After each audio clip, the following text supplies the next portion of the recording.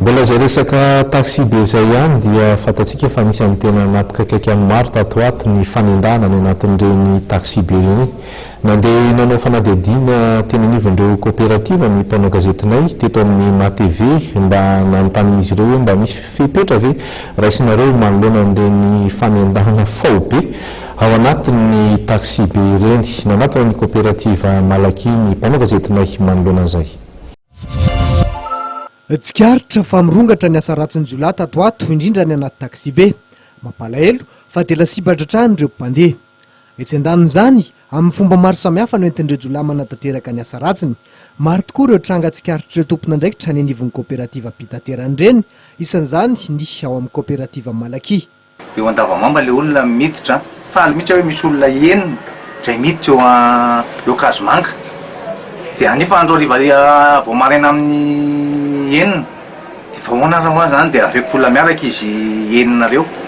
Tonga eo 67 dia tapitapitra ny olona. Rehefa tapitapitra ny olona dia somary nisy gidraka zany. O sofera, alefa amizay ozy izy tôbily io fa nga sitraponareo no atao eo.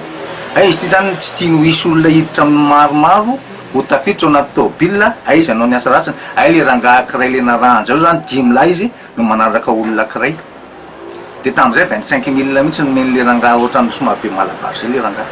Dia rehefa name 25 000 le rangahy vao maraina amin'ny enina zany zay tsy manana madinika. Dia tamin'izany tambola frais-na 1000 francs tamin'izay. Dia namena 4 000 le rangahy dia hoe rehefa miala moa vao mena 20 000. Kaka amin'izay mandeha amin'ny isan'andro iny efa misy olona fanambana antso anaty tôbily.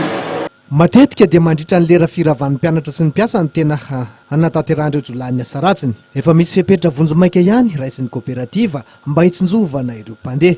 Za manokana zao rehefa ohatra dia efa hidiko secret mihitsy ny tôbily satria ndraindray izy tonga dia mijapy dia miditra dia aiza ny versement nareo. Dia mba manentana amin'ny mpandeha koa tsika rehefa mandeha taxi be raha mitondra vola be anao angamba aloha mandeha taxi na ohatra zany, fa matetika koa misy koa zany tondra vola be izy ka eo anatin'ilay taxi be. Kaky anao hoe misy an'izao no miakatra ny tonga ny Jiola. Andreny Jiola efa mamaka fa malala vaovao izy matoa miditra anaty taxi be. Ka manentana amin'ny mpandeha zany tsika hoe rojo volamena ohatra zany. Fa misy mihitsy ny fisintomana an'ireny eny am-pandehanana eny. Telefonina koa ohatra zany. Ary amin'ny embouteillage, ary ianao nefa tsy afaka hetsika ianao satria le tôbily dimidimy le tôbily tazahaninao fotsiny ohatra zao izy mitsoaka mihazakazaka. Ka mila mailo zany tsika mpandeha amin'ireny taxi be ireny. Isan'ny sosokevitra nalefandreo coopérative mpitaterana ny fametrahana soratra ho fanentanana sy ho fampitandremana ireo mpandeha rehefa atao vizity na contre visite ny fiara finitaterana.